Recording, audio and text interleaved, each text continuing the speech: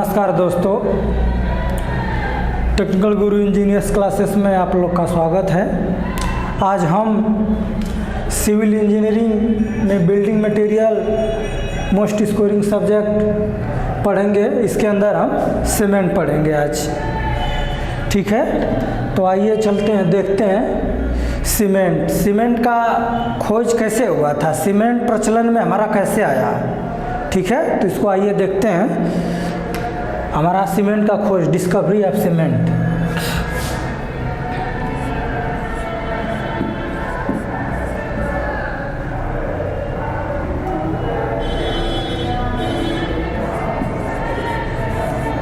Discovery of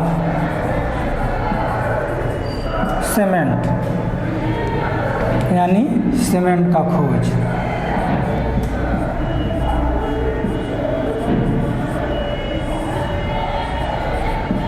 cement का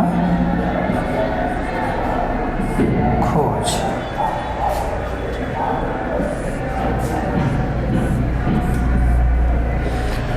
discovery of cement का खोज। आइए देखते हैं सीमेंट का खोज कैसे हुआ। सीमेंट का खोज हमारा ब्रिटिश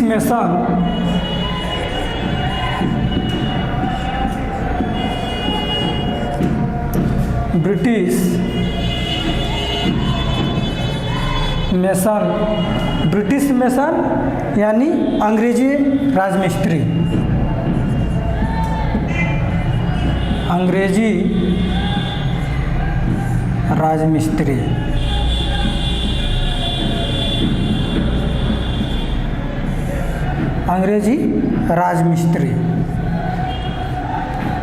ब्रिटिश मेसन अंग्रेजी राजमिस्त्री ने किया था। उसका क्या नाम था, आइए नाम देख लेते हैं। तो उसका नाम था जोसेफ एस्पेडीन।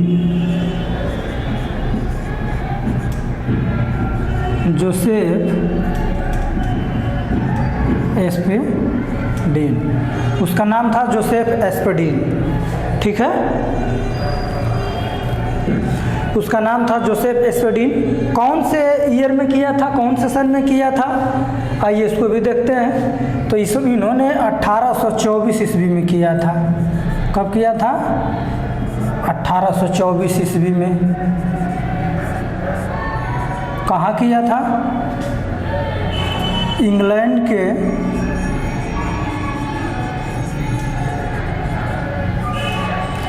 इंग्लैंड में किया था।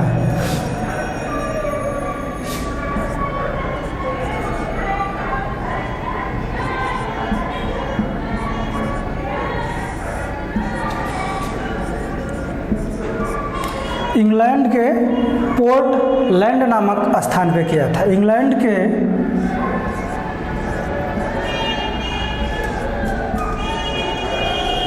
पोर्टलैंड, इसको हिंदी में भी पोर्टलैंड ही बोलते हैं।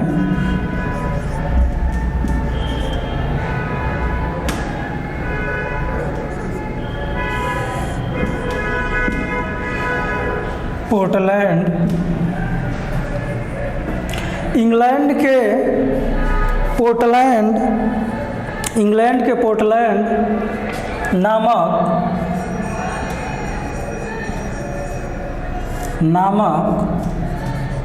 स्थान पर किया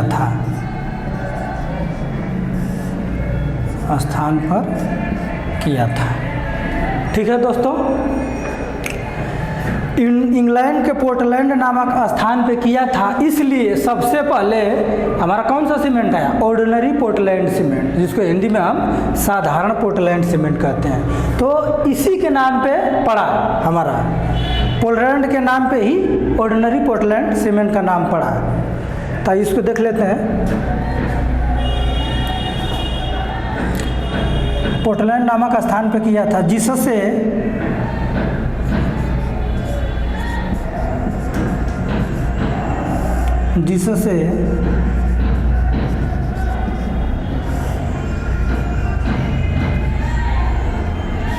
जिससे इसका नाम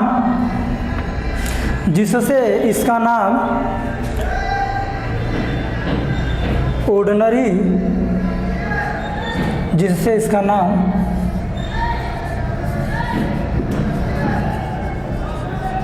ऑर्डिनरी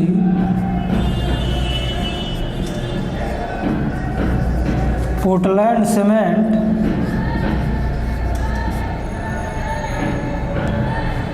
पड़ा।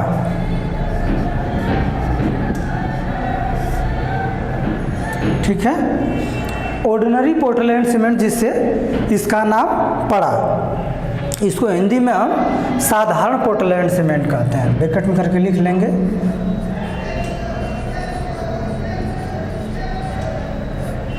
साधारण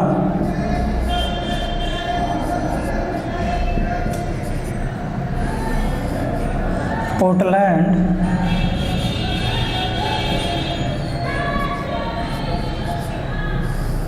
सीमेंट।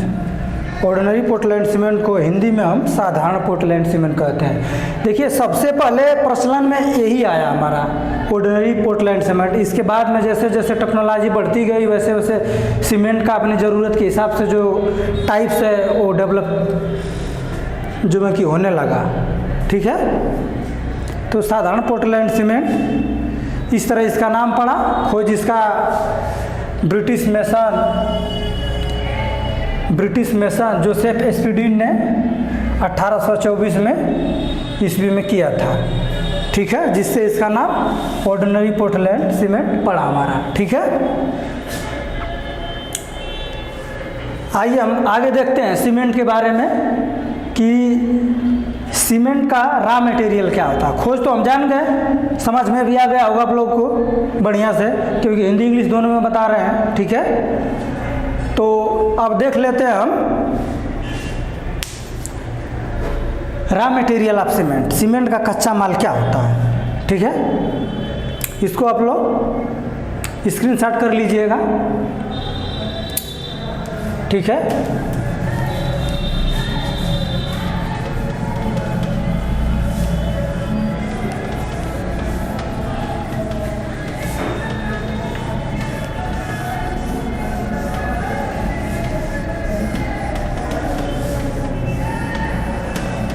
आइए हम अब देखते हैं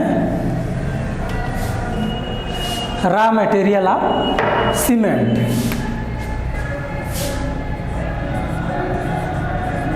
रॉ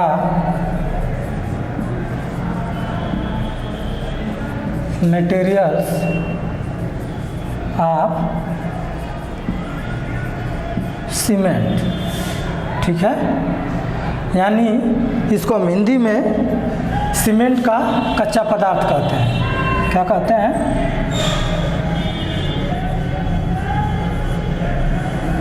सीमेंट का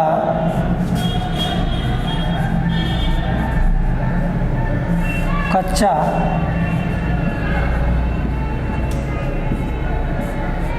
पदार्थ। ठीक है, raw material of cement, cement का कच्चा पदार्थ। तो आइए देख लेते हैं सीमेंट का कच्चा पदार्थ क्या होता है, कौन कौन होता है। ठीक है, तो सीमेंट का कच्चा पदार्थ दो होता है। पहला क्या होता है हमारा? पहला हमारा होता है कैलकेरियस।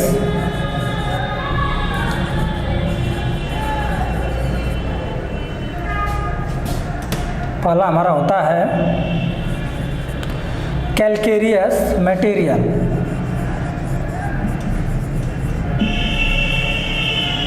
कैलकेरियस मटेरियल्स, इसको हम हिंदी में चूना युक्त पदार्थ कहते हैं। क्या कहते हैं? चूना युक्त पदार्थ।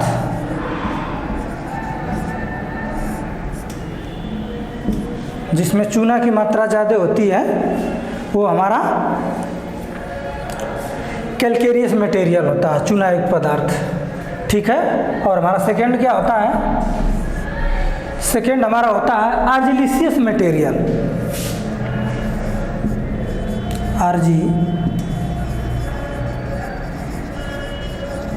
आर्जिलिशियस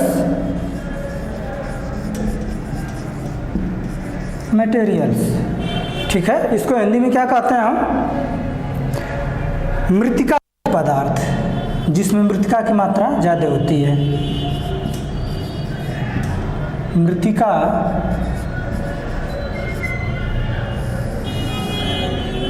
युक्त पदार्थ, मृतिका युक्त पदार्थ, ठीक है। ये हमारा जो होता है सीमेंट का रॉ मटेरियल होता है, कच्चा माल।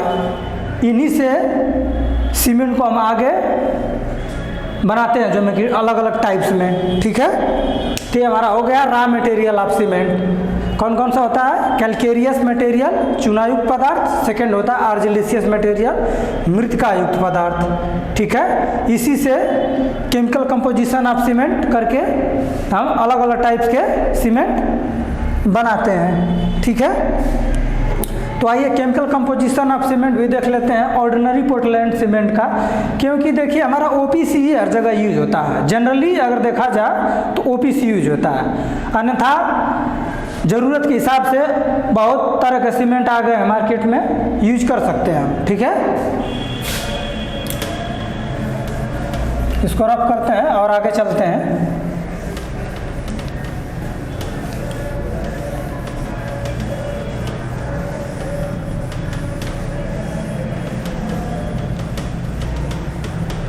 हम देख लेंगे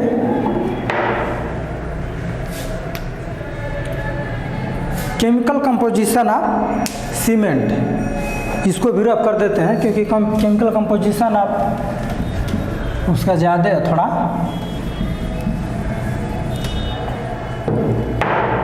ठीक है, ये हम ओपीसी के बारे में इसको जानेंगे, ठीक है।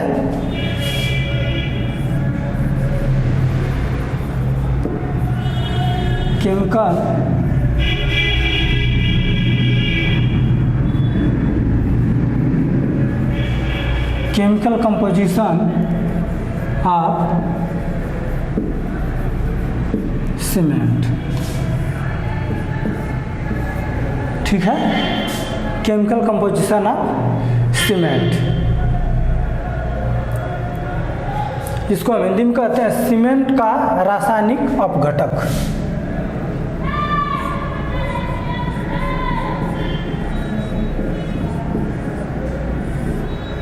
सीमेंट का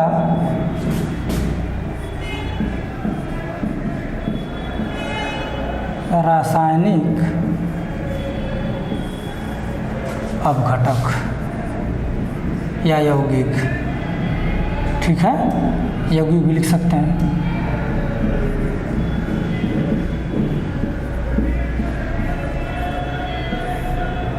यौगिक, ठीक है। Chemical composition of cement, cement का रासायनिक यौगिक कौन कौन से होते हैं या ये देख लेते हैं, ठीक है।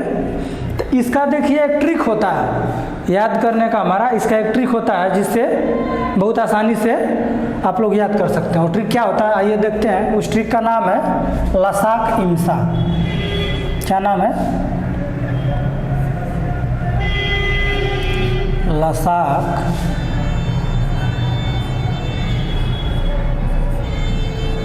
इम्सा, ये हमारा होता है। इससे क्या कर सकते हैं हम? हमेशा के लिए याद कर सकते हैं, कभी भूलेंगे नहीं, ठीक है। इसको इस्तेमाल कैसे करते हैं आइए देख लेते हैं, ठीक है। लसाक इम्सा ये ट्रिक होता है, इसको आप अगर याद रखेंगे तो हमेशा के लिए आपको सीमेंट केमिकल कंपोजिशन याद रहेगा सीमेंट का, ठीक है। आइए देख लेते हैं। एल से हमारा क्या होता है?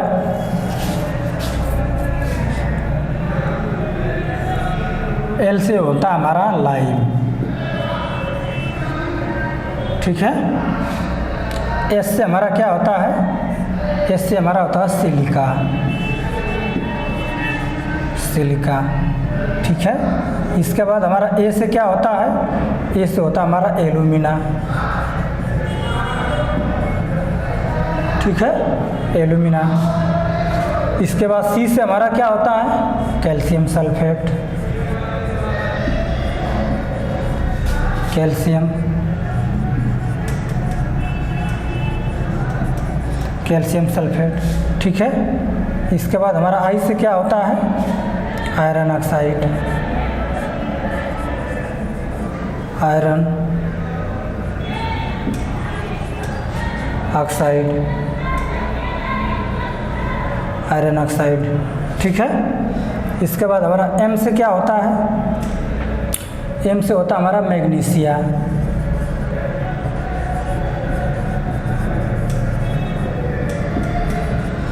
एम से हमारा होता है मैग्नीशिया। एस से हमारा होता है सल्फर, सल्फर। ए से हमारा होता है एल्कलीज,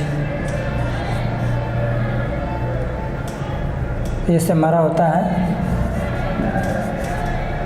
एल्कलीज, ठीक है। तो इतना हमारा होता है केमिकल कंपोजिशन ऑफ सीमेंट। ये किसका होता है, ओपीसी का होता है, ओपीसी,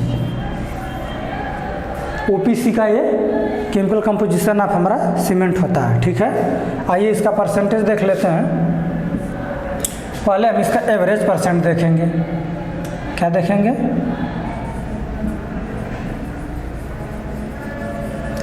एवरेज परसेंट, ठीक है। तो आइए हम देख लेते हैं एवरेज परसेंट में कौन कितना होता है। जो हमारा लाइम होता है सबसे ज़्यादा मात्रा में होता है 62%, ठीक है। इसके बाद सिलिका होता है 22%, ठीक है। इसके बाद एल्यूमिना होता है हमारा 5%, ठीक है। इसके बाद हमारा कैल्शियम सल्फेट होता है, कैल्शियम सल्फेट होता है हमारा 4%।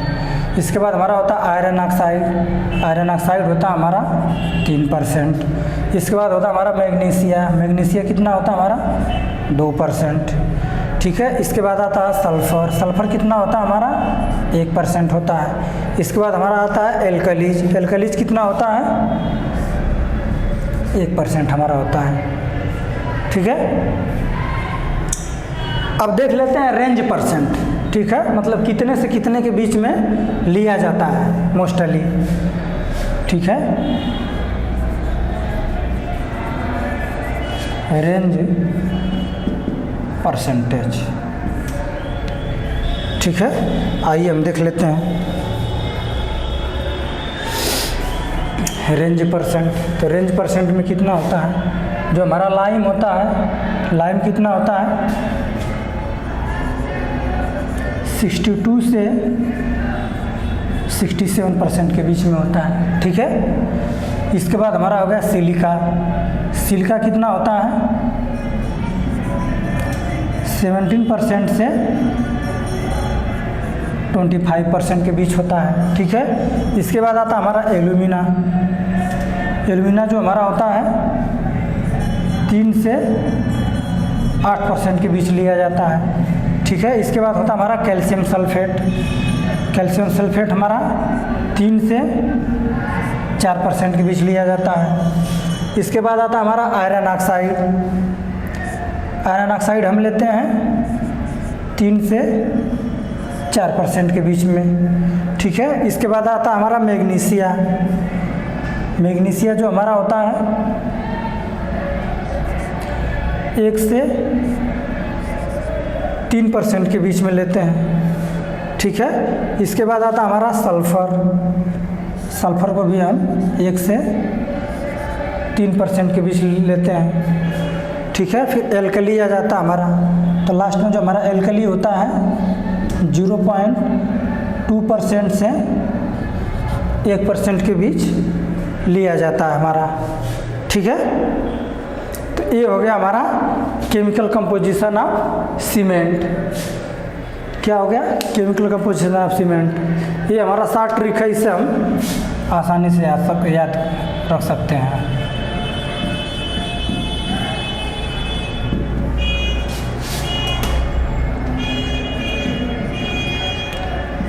शॉर्ट ट्रिक से हमारा ये, ठीक है, इससे हम आसानी से याद कर सकते हैं। इसको हमेशा के लिए आप याद कर लीजिए, लसाकिन था याद रहेगा तो समझ लीजिए कि आप को केमिकल कंपोजिशन ऑफ सीमेंट याद है। ये पूछता भी है, इसका परसेंटेज भी पूछ लेता है। एसएससी जेई चाहे कोई भी एग्जाम हो, जेई में SSC JE, RRB JE, UP++ JE, हर जगह पूछ लेता है परसेंटेज क्या होता है। ठीक है, तो ये बहुत इम्पोर्टेंट है, ये इम्पोर्टेंट चीज़ होती है। ठीक है ना, ये इम्पोर्टेंट है, याद करने वाली चीज़ होती है केमिकल कंपोजिशन ऑफ सीमेंट। ठीक है, तो इसको आप नोट डाउन कर लीजिए, इसके बाद हम आगे चलते हैं। ठीक है, अब देख लेते हैं हम कि काम क्या होता है। जैसे लाइम का काम क्या होता है, सिलिका का काम क्या होता है, एल्यूमिना का काम क्या होता है, कैल्शियम सल्फेट का काम क्या होता है, आयरन ऑक्साइड का काम क्या होता है, मैग्नीशिया का काम क्या होता है, सल्फर क्या काम करता है अपना, एल्कलीज क्या काम करता है अपना। ठीक है,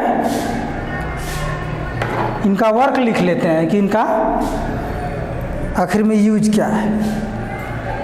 ठीक है, तो इसको नोट कर लीजिए और इसमें लिख लीजिए,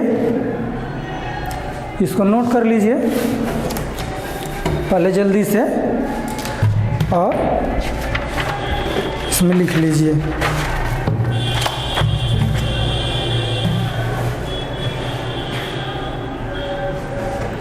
हमारा फर्स्ट पहले लाइम लिखिए, लाइम जो हमारा है, लाइम लिख लीजिए। लाइम का वर्क क्या होता है, लिखिए। लाइम सीमेंट के अंदर स्ट्रेंथ तथा साउंडनेस प्रोवाइड करता है। ठीक है,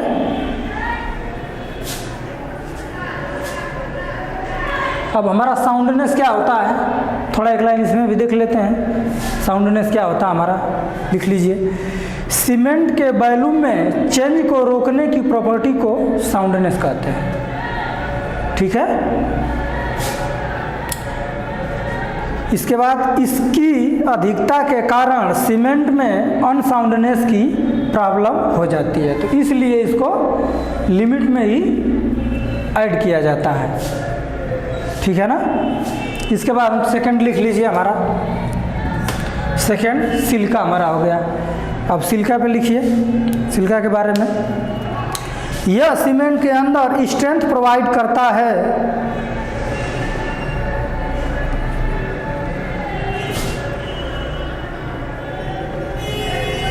इसकी अधिकता से सीमेंट का सेटिंग टाइम बढ़ जाता है। इसकी अधिकता से अगर इसको ज़्यादा मिलाएंगे तो हमारा सेटिंग टाइम इंक्रीज हो जाती है। ठीक है, इसके बाद थर्ड में लिख लीजिए थोड़ा सा, हमारा एल्यूमिना। ये देखिए मैं जो भी नोट्स बनवा दे रहा हूँ, ठीक है, इसको नोट कर लीजिए और याद रखिएगा जबान पे एकदम। ठीक है ना, ताकि इससे क्वेश्चन पुटअप करता है एसएससी जेई का प्री और मेंस, इससे आप दोनों कर सकते हैं, इसलिए हम डिटेल में बता दे रहे हैं। पूरा 0 से लेकर 100 तक एकदम बताया जाएगा आप लोगों को, कोई चिंता की बात नहीं है इसमें। ठीक है ना, अब लिखिए एल्यूमिना। एल्यूमिना के अंदर जान लीजिए क्या होता है। यह सीमेंट में फ्लश का कार्य करता है। क्या करता है, यह सीमेंट में फ्लश का कार्य करता है, अर्थात भट्ठी को इंग्लिश में किल्क बोलते हैं, टेम्परेचर को कम करता है। ठीक है,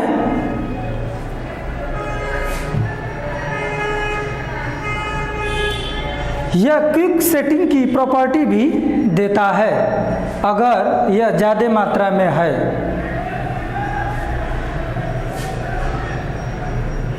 यह क्विक सेटिंग की प्रॉपर्टी भी देता है।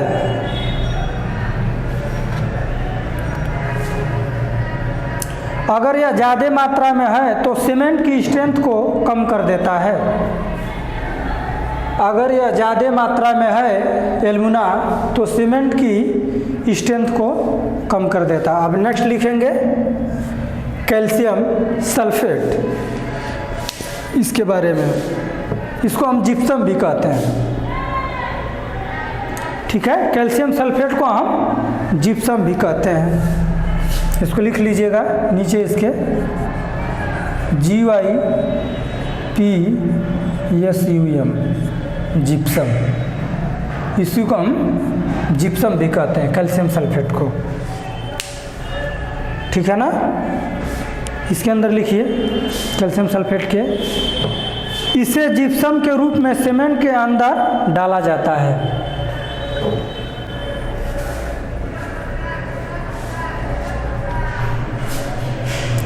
यह सीमेंट का इनिशियल सेटिंग टाइम यानी प्रारंभिक जमाव काल बढ़ा देता है।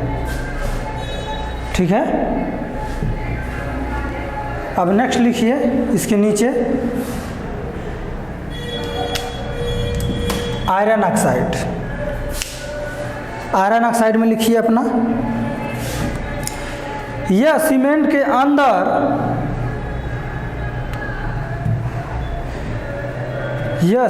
अंदर स्ट्रेंथ, हार्डनेस एंड कलर प्रदान करता है। स्ट्रेंथ, हार्डनेस एंड कलर प्रदान करता है। कौन हमारा करता है? Iron oxide strength, hardness and colour provide करता है। ठीक है, अब नेक्स्ट लिखिए मैग्नीशिया। मैग्नीशिया का क्या वर्क होता है? ठीक है, मैग्नीशिया में लिख लीजिए, यह सीमेंट के अंदर एलोइस कलर एंड हार्डनेस प्रोवाइड करता है। यह सीमेंट के अंदर एलोइस कलर और हार्डनेस प्रोवाइड करता है हमारा मैग्नीशिया। यह सीमेंट के अंदर एलोइस कलर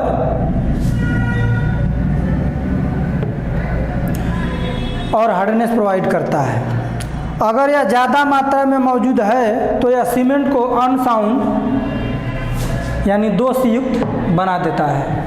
अगर इसको हम ज़्यादा मात्रा में मैग्नीशिया को मिला देंगे तो सीमेंट को अनसाउंड बना देगा, दोषयुक्त बना देगा। ठीक है ना। इसके बाद हमारा नेक्स्ट लिखिए सल्फर। सल्फर लिख लीजिए, सल्फर का क्या वर्क होता है? यह भी सीमेंट के अंदर साउंडनेस प्रोवाइड करता है। सल्फर भी हमारा सीमेंट के अंदर साउंडनेस प्रोवाइड करता है। ठीक है, इसके बाद लिखेंगे नोट में करके इसके नीचे लिख लेंगे एक line, lime, magnesia and sulphur ये तीनों कंपाउंड सीमेंट में साउंडनेस प्रोवाइड करते हैं। ठीक है, लाइम, मैग्नीशिया और सल्फर, ये हमारा लाइम हो गया, लाइम, मैग्नीशिया और सल्फर, ये तीनों कंपाउंड क्या करते हैं? हमारे सीमेंट के अंदर साउंडनेस प्रोवाइड करते हैं। ठीक है, साउंडनेस प्रोवाइड करते हैं। ठीक है, लाइम और मैग्नीशिया, लाइम और मैग्नीशिया का टेस्ट करने के लिए इंस्ट्रूमेंट अवेलेबल है, इसका टेस्ट हो जाता है और साउंडनेस इसको निकाल सकते हैं कि कितना साउंडनेस है। ठीक है, लेकिन सल्फर का साउंडनेस चेक करने के लिए अभी कोई टेस्ट अवेलेबल नहीं है। ठीक है, कोई टेस्ट अवेलेबल नहीं है जिससे हम सल्फर का साउंडनेस जांच कर सकें। ठीक है, ऐसा कोई टेस्ट हमारा अवेलेबल अभी नहीं है। ठीक है ना। नेक्स्ट लिखेंगे अब एल्कलीज के बारे में। एल्कली का क्या वर्क होता है? एल्कली का हमारा क्या वर्क होता है लिख लेंगे इसमें, यह इफ्लोरेसेंस यानी उत्फुलन, उत्फुलन इसको हिंदी में हम कहते हैं सफ़ेद धब्बा। ठीक है, सफ़ेद धब्बा प्रोवाइड करता है। ठीक है, यह एफ्लोरेंस सफ़ेद धब्बा प्रोवाइड करता है। ठीक है, कब प्रोवाइड करेगा सफ़ेद धब्बा? जब इसको हम ज़्यादा मात्रा में मिला देंगे तब क्या करने लगता है हमारा एल्कली? वाइट वाइट धब्बा प्रोवाइड करने लगता है। ठीक है ना, इसलिए इसको 0.2 से 1% के बीच ही लिया जाता है। ठीक है, ताकि ज़्यादा क्वांटिटी में ना लिया जाए, जिससे हमारा उत्फ्लोन एफ्लोरेंस सफ़ेद धब्बे की दिक्कत ना आए। ठीक है, नेक्स्ट हम अपना चलते हैं। नेक्स्ट अब हम क्या पढ़ेंगे? नेक्स्ट हम देखते हैं bogus compound.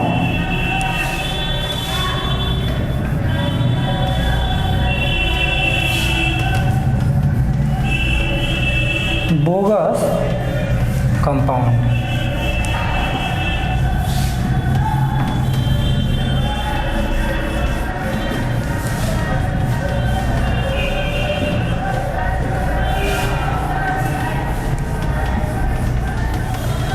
Bogus compound.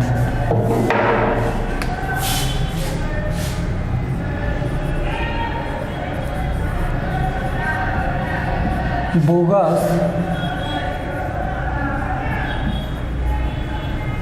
Compound in cement.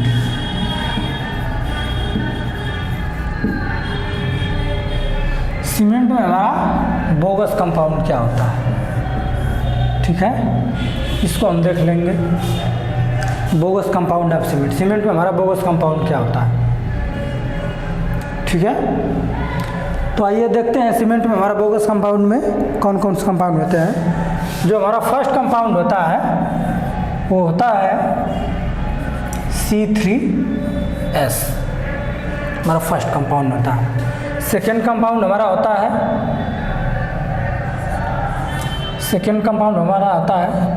C2S, ठीक है। अब थर्ड हमारा कंपाउंड क्या होता है,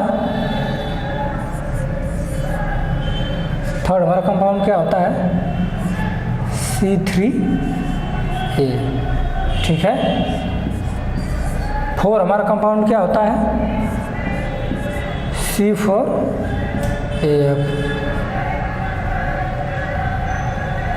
ठीक है ना। चार कंपाउंड होते हैं। इसका नाम क्या होता है देख लेते हैं। इसको हम कहते हैं ट्राई कैल्शियम सिलिकेट। क्या बोलते हैं, ट्राई कैल्शियम सिलिकेट, इसको हम बोलते हैं ट्राई कैल्शियम सिलिकेट, ठीक है। C2S को क्या बोलते हैं हम, die calcium silicate,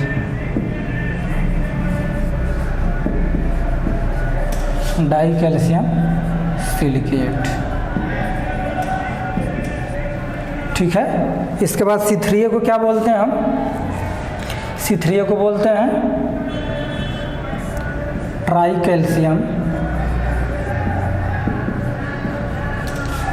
calcium aluminate, try calcium aluminate. C4F को क्या बोलते हैं हम, टेट्रा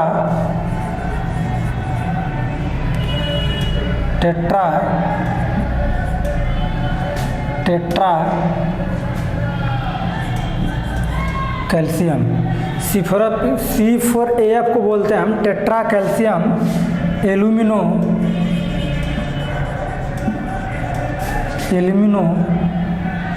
फेराइड,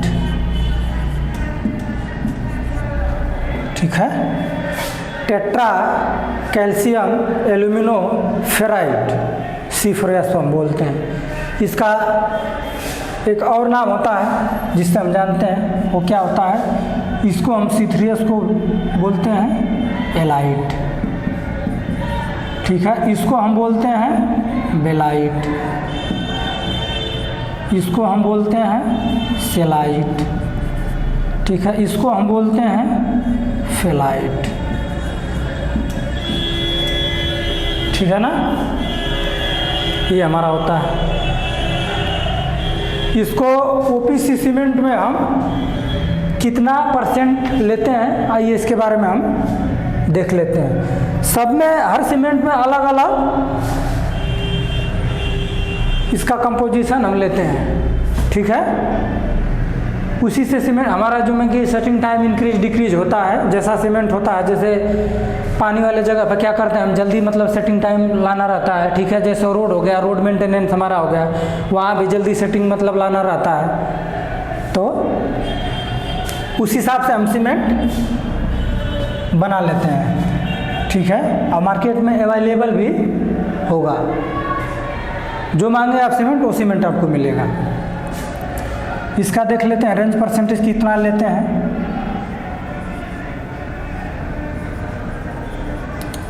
रेंज % कितना लेते हैं। जो हमारा एलाइट होता है, एलाइट हम लेते हैं 30 से 50% के बीच लेते हैं एलाइट हमारा C3S ट्राई कैल्शियम सिलिकेट को, ठीक है। इसके बाद बेलाइट हम लेते हैं डाई कैल्शियम सिलिकेट को, डाई कैल्शियम सिलिकेट को 20 से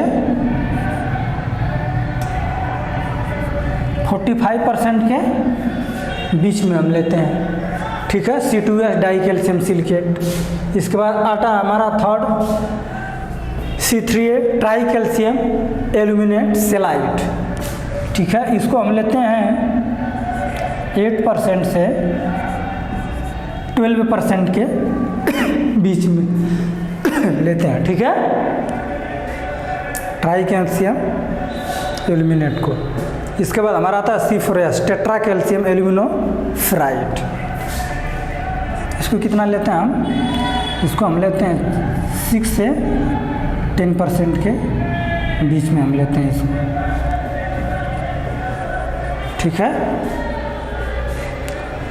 टेट्रा कैल्शियम एल्यूमिनोफ्राइड फेलाइट C4AF इसको हम कहते हैं, ठीक है। इसको नोट डाउन कर लीजिए।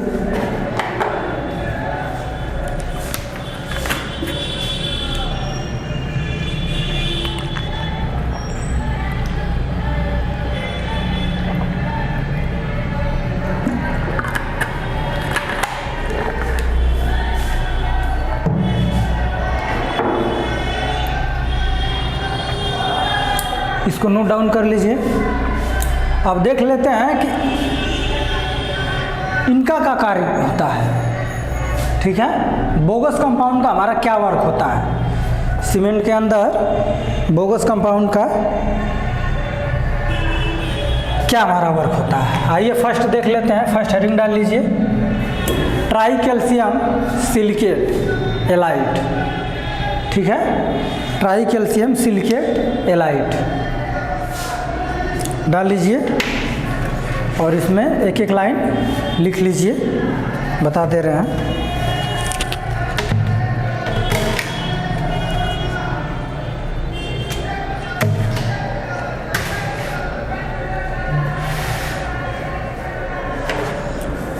C3S का क्या वर्क होता है इसमें लिखिए। यह पानी के साथ रैपिडली हाइड्रेट हो जाता है, यानी जल्दी हाइड्रेट हो जाता है, तथा सीमेंट के अंदर early hardness and strength provide करता है, यानी ये जल्दी हार्डनेस और स्ट्रेंथ प्रोवाइड करता है सीमेंट के अंदर हमारे, ठीक है। इसको पॉइंट वाइज लिखिएगा। फर्स्ट पॉइंट में ये लिख लीजिए, इसके बाद सेकेंड पॉइंट डालिए, सेकेंड पॉइंट में लिखिए। C3S के अंदर है, सेकेंड पॉइंट में लिख लीजिए, यह फ्रीजिंग को जमना कहते हैं, ठीक है, तथा थाविंग ढीला होना के प्रति प्रतिरोध प्रोवाइड करता है। क्या कहता है? के प्रति रेजिस्टेंस प्रतिरोध प्रोवाइड करता है, ठीक है। इसके बाद थर्ड पॉइंट हम लिख लेंगे C3S के अंदर। थर्ड में लिख लेंगे, C3S को इंक्रीज करने पर हीट ऑफ हाइड्रेशन इंक्रीज हो जाता है, ठीक है। यानी हम C3S को बढ़ाएंगे तो हमारा हीट ऑफ हाइड्रेशन क्या होगा? जलोजन की जो ऊष्मा होगी वो बढ़ जाएगी, यानी इंक्रीज हो जाएगा, ठीक है। अब नेक्स्ट लिखिए C2S die calcium silicate belite. इसके बारे में लिखिए, इसका क्या वर्क होता है, ठीक है। तो इसमें लिखिए फर्स्ट पॉइंट डाल के, यह पानी से रिएक्ट होकर हाइड्रेट होता है तथा बहुत धीरे धीरे हार्ड होता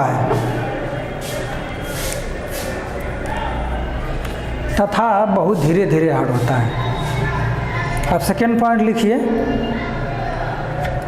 यह सीमेंट के अंदर स्ट्रेंथ कुछ टाइम बाद देता है।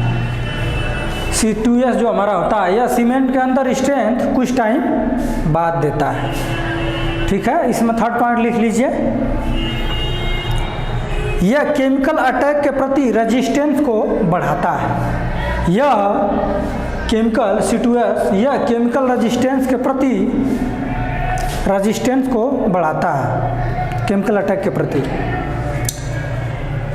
तथा हीट ऑफ हाइड्रेशन को कम करता है, C2S हमारा।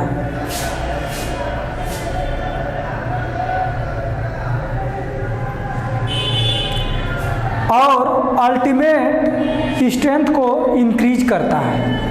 ठीक है, अल्टीमेट यानी अंतिम समय तक, आखिरी समय तक ये क्या करता है, स्ट्रेंथ देता है, यानी बढ़ाता है, इंक्रीज करता है। अब नेक्स्ट लिख लीजिए C3A। C3A लिख लीजिए, ट्राई कैल्शियम एल्यूमिनेट सेलाइट, जिसको 8 से 12% के बीच लिया जाता है। ठीक है, इसमें फर्स्ट पॉइंट लिख लीजिए, यह सीमेंट में वाटर के साथ रिएक्ट करके फ्लश से तत्काल जमाव प्रदान करता है। ठीक है,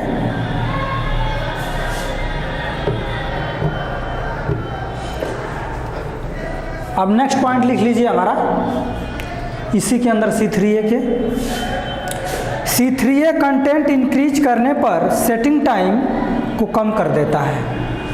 C3A अगर हम इंक्रीज कर लेंगे तो सेटिंग टाइम क्या होती है हमारी, डिक्रीज हो जाती है, यानी कम हो जाती है। ठीक है, C3A, इसलिए हम C3A को कितना लेते हैं, 8 से 12% के बीच लेते हैं C3A को। नेक्स्ट लिखिए C4AF। C4AF लिख लीजिए, टेट्रा कैल्शियम एल्यूमिनो फेलाइट, इसको हम 6 से 10% के बीच लेते हैं। ठीक है, इसमें फर्स्ट पॉइंट लिख लीजिए, यह भी फ्लश से तत्काल जमाव के लिए रिस्पॉन्सिबल है, यानी जिम्मेदार है। यह भी तत्काल जमाव फ्लैश सेट के लिए रिस्पॉन्सिबल है। ठीक है, अब सेकेंड पॉइंट लिखिए इसमें C4AF के अंदर, इसकी सीमेंट वैल्यू स्ट्रेंथ बहुत कम होती है। C4AF की सीमेंट वैल्यू स्ट्रेंथ बहुत कम होती है। ठीक है, अब नोट डालेंगे, नीचे डालेंगे और नोट में लिख लेंगे,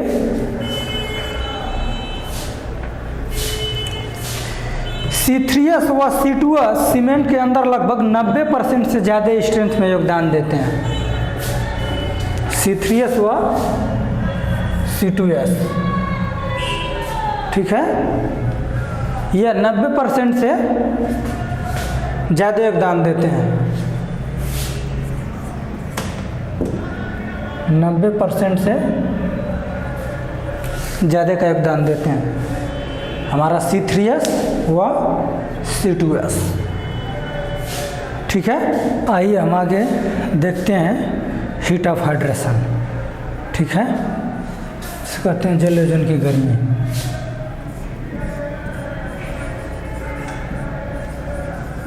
हीट ऑफ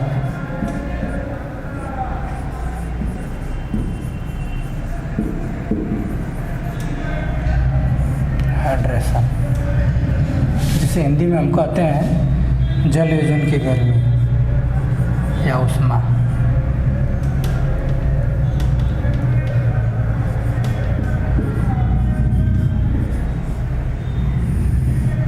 जल योजन की उष्मा। ठीक है, तो हम इसमें देखिए कैसे लगाते हैं, घटते क्रम में और बढ़ते क्रम में क्वेश्चन पूछता है पेपर में। ठीक है, तो आइए देखते हैं, बहुत इम्पोर्टेंट है। तो प्रीवियस ईयर में पूछा भी है पहले। तो हमारा पहला होता है हीट ऑफ हाइड्रेशन, जल योजन की उष्मा। ठीक है, तो इसको पहले हम लगाते हैं,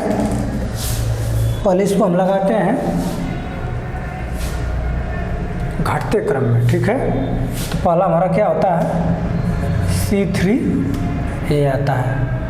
ठीक है, इसके बाद क्या होता है हमारा C3S होता है। ठीक है, इसके बाद क्या होता है हमारा C4AF होता है। ठीक है, इसके बाद क्या होता है हमारा C2S होता है। ये क्या होगा हमारा घटते क्रम में है। ठीक है, हम बढ़ते क्रम में लगाएंगे तो क्या हो जाएगा, अपोजिट इसका जस्ट हो जाएगा, वो सब इधर चला आएगा। तो क्या होगा C2S, C2S, इसके बाद C4AF, ठीक है, इसके बाद C3S, ठीक है, इसके बाद C3A, ये हमारा हो गया हीट ऑफ हाइड्रेशन, ठीक है। रेट ऑफ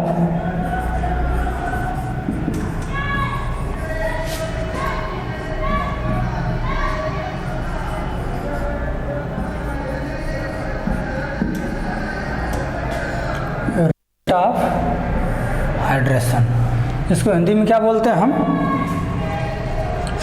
इसको हिंदी में बोलते हैं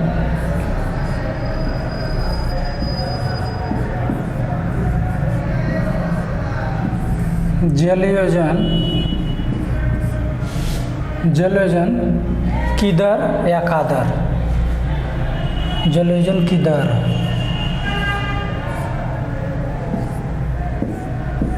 ठीक है। वो जलयोजन की ऊष्मा होता है हीट ऑफ हाइड्रेशन, और रेट ऑफ हाइड्रेशन जो हमारा होता है जलयोजन की दर होता है, ठीक है। आइए देखते हैं इसको कैसे लगाते हैं।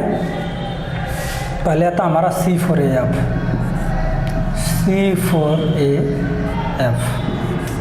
ठीक है। इसके बाद आता हमारा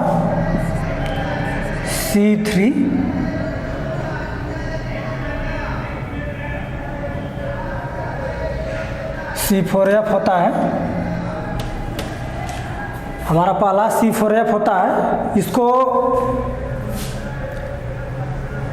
हम घटते क्रम में लिखेंगे, ठीक है। इसके बाद C3A होता है हमारा, क्या होता है हमारा? C3A होता है। इसके बाद हमारा C3S होता है। इसके बाद हमारा C2S होता है, ठीक है। इसको लिख लेंगे।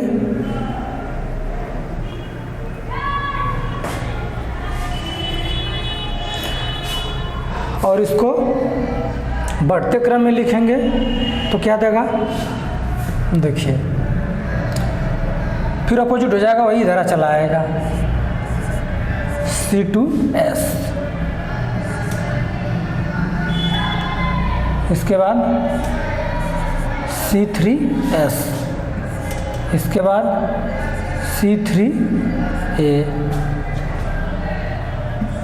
इसके बाद C4AM, ठीक है। F रह गए, C4AF, ट्रा कैल्शियम एल्यूमिनियम फेराइड बोलते हैं उसको, ठीक है। तो ये हमारा इम्पोर्टेंट होता है, याद करने वाली चीज़ है, ठीक है। इसको नोट डाउन कर लीजिए।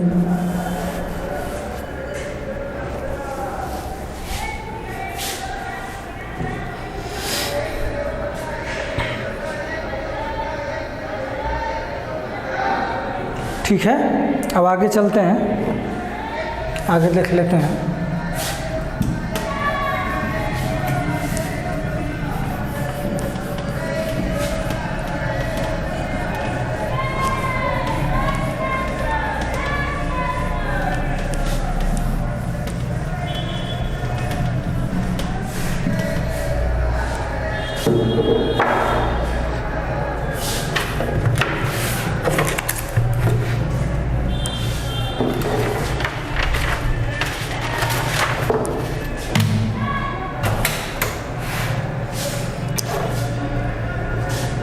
आगे हम देख लेंगे अब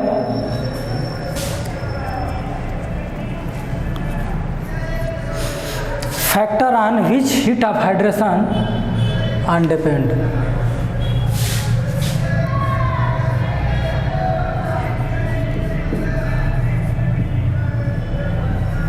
factor on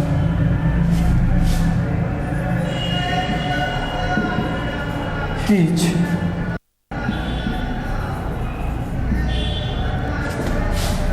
heat of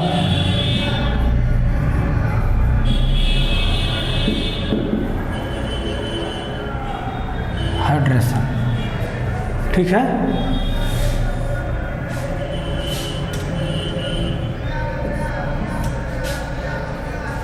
factor on which heat of hydration. ठीक है, देख लेंगे कौन कौन सा फैक्टर होते हैं। जो हीट ऑफ हाइड्रेशन को प्रभावित करते हैं। फर्स्ट हमारा होता है टेम्परेचर।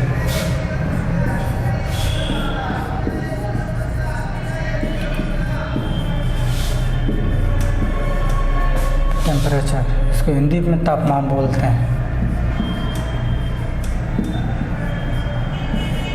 तापमान, इसके अंदर थोड़ा सा लिख लेंगे हम। टेम्परेचर को बढ़ाने पर हीट ऑफ हाइड्रेशन भी बढ़ता है। टेम्परेचर अगर हम इंक्रीज करेंगे तो हीट ऑफ हाइड्रेशन भी क्या होगा, हमारा इंक्रीज हो जाएगा। ठीक है, नेक्स्ट हम लिखेंगे फाइनेस।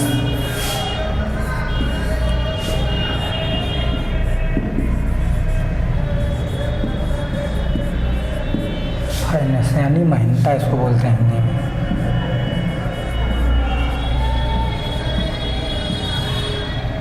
महीनता, ठीक है। इसके अंदर लिख लेंगे सीमेंट के कण जितने फाइन होंगे हीट ऑफ हाइड्रेशन उतनी ही ज़्यादा होगी। सीमेंट के कण जितने फाइन होंगे हीट ऑफ हाइड्रेशन उतनी ही ज़्यादा होगी। ठीक है, मतलब जितना महीन कण रहेगा सीमेंट का, हीट ऑफ हाइड्रेशन क्या होगा, उतना ज़्यादा होगा। अब नेक्स्ट लिख लीजिए C3S। ये भी प्रभावित करता है। C3S try calcium silicate.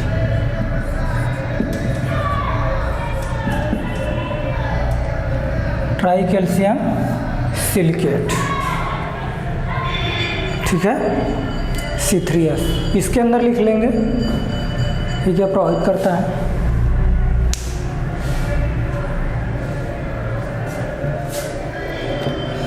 C3S को बढ़ाने पर यह पानी के साथ सबसे पहले रिएक्ट करता है। C3S को बढ़ाने पर यह पानी के साथ सबसे पहले रिएक्ट करता है।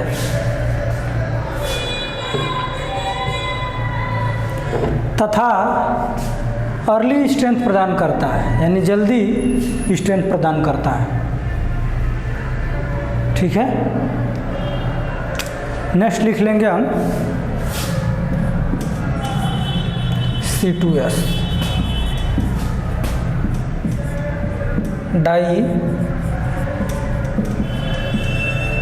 Calcium silicate. Die calcium silicate, इसके अंदर लिख लेंगे C2S बहुत धीरे धीरे हाइड्रेट होता है।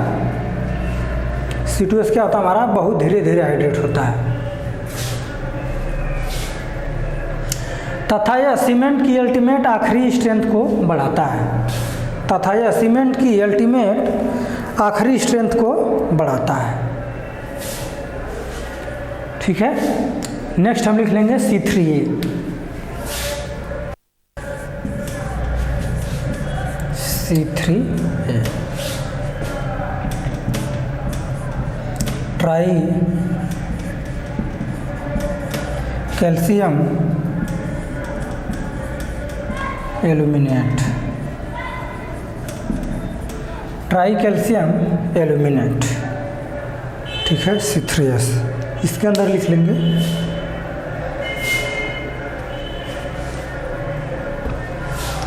इसकी मात्रा बढ़ाने पर रिएक्शन बहुत जल्दी होती है। इसकी मात्रा बढ़ाने पर रिएक्शन बहुत जल्दी होती है। C3A की मात्रा बढ़ाने पर रिएक्शन बहुत जल्दी होता है, जो कि फ्लैश सेट तत्काल जमाव के लिए रिस्पॉन्सिबल होता है। पहले भी इसको देखें, जो कि फ्लैश सेट तत्काल जमाव के लिए रिस्पॉन्सिबल होता है। ठीक है। अब लास्ट देख लेंगे 6, C4AF।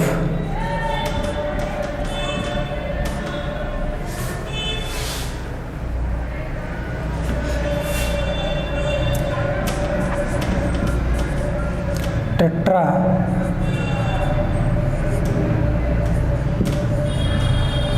Calcium एल्यूमिनोफेराइट।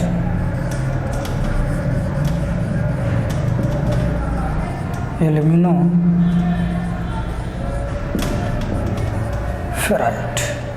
Tetra calcium aluminoferrite, C4AF। इसको देख लेंगे, इसमें लिख लीजिए। इसकी मात्रा बढ़ाने पर हीट ऑफ हाइड्रेशन बढ़ जाता है। इसकी मात्रा बढ़ाने पर हीट ऑफ हाइड्रेशन बढ़ जाता है, टेट्रा कैल्शियम एल्यूमिनोफेराइट का। ठीक है। इसको आप जानते ही हैं कि अलग नाम से भी बुलाते हैं, इसको एलाइट कहते हैं। ठीक है। इसको बेलाइट कहते हैं, इसको सेलाइट कहते हैं, इसको फेलाइट कहते हैं। ठीक है। इससे भी याद कर सकते हैं।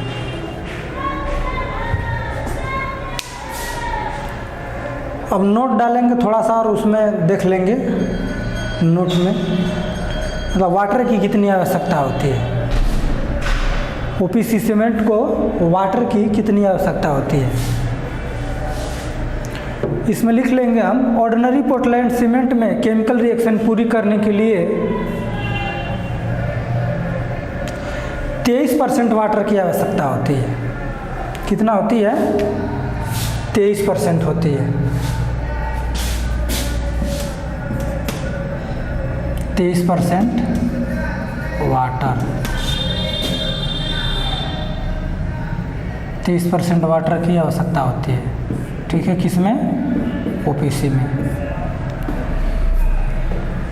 ठीक है। आगे देख लेंगे। तथा 15% वाटर सीमेंट में जेल पोरस चिपचिपा छिद्र को भरने के काम आता है।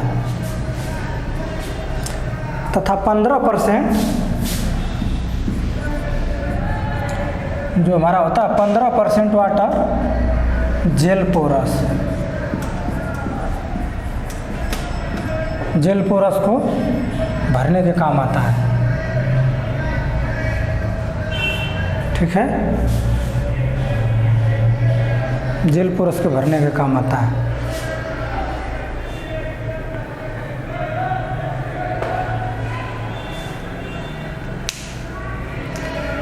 इसलिए हमारा मिनिमम वाटर कंटेंट 38% 38% हो जाता है। कितना हो जाएगा? 23 15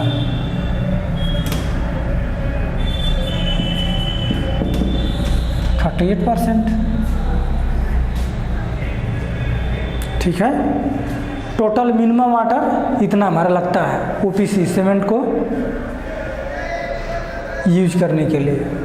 ठीक है। मिनिमम इतना वाटर लगता है हमारा।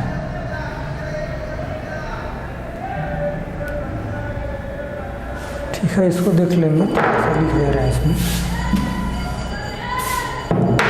Minimum water content.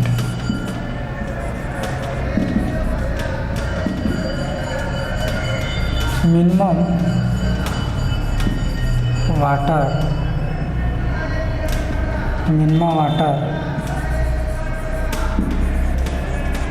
कंटेंट। ठीक है। 38% की आवश्यकता होता है। एक केमिकल रिएक्शन के लिए 23% होता हमारा, जो ये जेल पोरस के लिए 15%, टोटल मिला के 38% मिनिमम वाटर हमारा होना चाहिए। ठीक है।